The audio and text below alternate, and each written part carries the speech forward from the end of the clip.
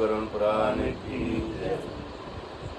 गरुण जी ने कहा कि सब नरक से आया हुआ जीव माता के गर्भ से कैसे उत्पन्न होता है, गर्भवास आदि के दुखों को जिस प्रकार भोगता है वह सब मुझे बताने की कृपा करें।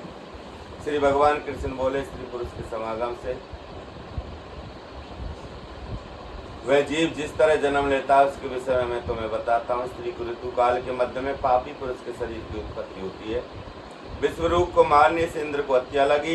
इंद्र ने उसके 4 विभाग कर पृथ्वी, जल, वृक्ष और स्त्रियों को क्रम में दे दिया। स्त्रियों में ऋतुकाल आने से पुत्र आदि की उत्पत्ति होती है। इस कारण स्त्रियां 3 दिन अपवित्र रहती हैं। ऋतुकाल में प्रथम दिन स्त्री चांडालनी, दूसरे दिन ब्रह्मघातनी के समान और तीसरे दिन धोबिन के समान होती है। 3 दिनों में नरक से आए हुए जीव पैदा होते हैं। ईश्वर से प्रेरित हुए कर्मों से शरीर धारणार्थ पुरुष के तेज बिंदु के आश्रय से स्त्री के उदर में जीव प्रवेश करता है। एक रात्रि के शुक्र सौणित योग से कौनों के सदृश, 5 रात्रि से बुधबुध सदृश और 10 दिन पर बद्री फल के समान कठिन, तदंतर मांस पिंडाकार होता हुआ योनि के अंदर अंडे के आकार वृद्ध होता है। 1 महीने में मस्तक, दूसरे महीने में भुजादि अंग बनते हैं, तीसरे महीने में नख, रोम, हड्डी, चर्म, लिंग, 10 द्वार के छिद्र, चौथे महीने में त्वचा, मांस, रुधिर, मेद, मज्जा, अस्थि धातुओं की उत्पत्ति, 5वें महीने में भूख प्यास उत्पन्न होती है। 6ठे माह में गर्भ की झिल्ली से आच्छादित होकर दाहिनी कुक्ष में गर्भ भ्रमण करने लगता है। माता के भक्षण किए हुए अन्न आदि से बढ़ता हुआ गर्भ जीव विष्टा, मूत्र आदि का स्थान तथा जहाँ अनेक जीवों की उत्पत्ति होती है ऐसे उदर में शयन करता है। वहाँ कृमि जीव के काटने से सब अंग कष्ट पाते हैं, वह बार बार मूर्छित भी होता है। माता जो जो कड़वा, तीक्ष्ण, लवण युक्त, रूखा, कसेला आदि भोजन करती है उसके स्पर्श होने से कोमल अंगों को बहुत कष्ट पहुंचता है। फिर भीतर से तथा ऊपर हाथ से वेष्टित होता है। उसकी पीठ और गर्दन कुंडलाकार रहती है। इस प्रकार अपने अंगों से चेष्टा करने में असमर्थ होकर वह जीव पिंजरे में स्थित पक्षी की तरह माता की कुक्षी में अपने सिर को दबाए हुए पड़ा रहता है। भगवान की कृपा से अपने सैकड़ों जन्मों के कर्मों के स्मरण करता हुआ वह गर्भस्थ जीव लंबी सांस लेता रहता है।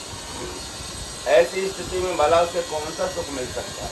मांस, मज्जा आदि 7 धातुओं के आवरण में आवृत वैसी कल्प जीव भयभीत होकर हाथ जोड़कर विकल वाणी में भगवान की स्तुति करता रहता है जिन्होंने उसको माता के उदर में डाला है। 7वें महीने में आरंभ से ही सभी जन्मों के कर्मों का ज्ञान हो जाने पर भी गर्भस्थ प्रसूति वायु के द्वारा चालित होकर वह विष्ठा में उत्पन्न सहोदर कीड़े की तरह एक स्थान पर ठहर नहीं पाता। जीव कहता है, मैं लक्ष्मीपति, संसार के आधार, अशुभ का नाश करने वाले तथा शरण में आए हुए जीवों के प्रति वात्सल्य रखने वाले भगवान विष्णु की शरण में जाना चाहता हूँ। हे भगवान, तुम्हारी माया से मैं मोहित देहादि में तथा पुत्र कुलत्र आदि में इनका और मेरे यह अभिमान कर जन्म मरण को प्राप्त होता हूँ। मैंने कुटुंब के लिए शुभ कर्म किए, वे लोग तो खा पी कर चले गए, मैं अकेला दुख उठा रहा हूँ। हे भगवान, इस योनि से पृथा को तुम्हारे चरणों का स्मरण कर फिर ऐसे उपाय करूंगा जिससे मुक्ति को प्राप्त कर सकूं। विष्ठा और मूत्र के कुएं में पड़ा हुआ तथा जठराग्नि से जलता हुआ तथा यहाँ से बाहर निकालने की इच्छा करता हुआ मैं कब बाहर निकल पाऊंगा। दीनदयाल परमात्मा ने मुझे इस प्रकार का विशेष ज्ञान दिया है, मैं उन्हीं की शरण ग्रहण करता हूँ जिससे मुझे पुनः संसार के चक्कर में ना आना पड़े। मैं माता के गर्भ से कभी भी बाहर जाने की इच्छा नहीं करता, क्योंकि बाहर जाने पर पाप कर्मों से पुनः मेरी दुर्गति हो जाएगी। इसलिए यहाँ बहुत दुख की स्थिति में रहकर भी मैं खेद रहित होकर आपके चरणों का आश्रय लेकर संसार से अपना उद्धार कर लूंगा। भगवान विष्णु ने उत्तर दिया, ऐसी बुद्धि वाले एवं स्तुति करने वाले 10 माह के ऋषि उस जीव को प्रसूति वायु प्रसव के लिए तुरंत नीचे की तरफ धकेलती है। प्रसूति मार्ग के द्वारा नीचे की तरफ से करके अचानक गिराया गया वह आतुर जीव बड़ी मुश्किल से बाहर निकलता है और उस समय वह सांस भी नहीं ले पाता, उसकी स्मृति भी समाप्त हो जाती है। पृथ्वी पर मलमूत्र के बीच गिरा हुआ वह जीव मल में पैदा हुए कीड़े की तरह चेष्टा करता है और विपरीत गति प्राप्त करके स्मृति नष्ट हो जाने के कारण अत्यधिक रुदन करने लगता है। जिस तरह बुद्धि गर्भ में, रोग आदि में, शमशान में और पुराण आदि सुनने में लगी रहती है, वैसी बुद्धि हमेशा रहे तब बंधन से कौन नहीं छूट सकता। जिस समय यह जीव कर्मयोग फल द्वारा गर्भ से बाहर होता है उस समय विष्णु की माया से मोहित हो जाता है। माया से मोहित तब विवश हो कुछ भी नहीं बोल सकता और बाल्यावस्था के दुख भी परतंत्र होकर भोगता है। बालक की इच्छा को समझते हुए माता पिता बालक की सेवा करते हैं।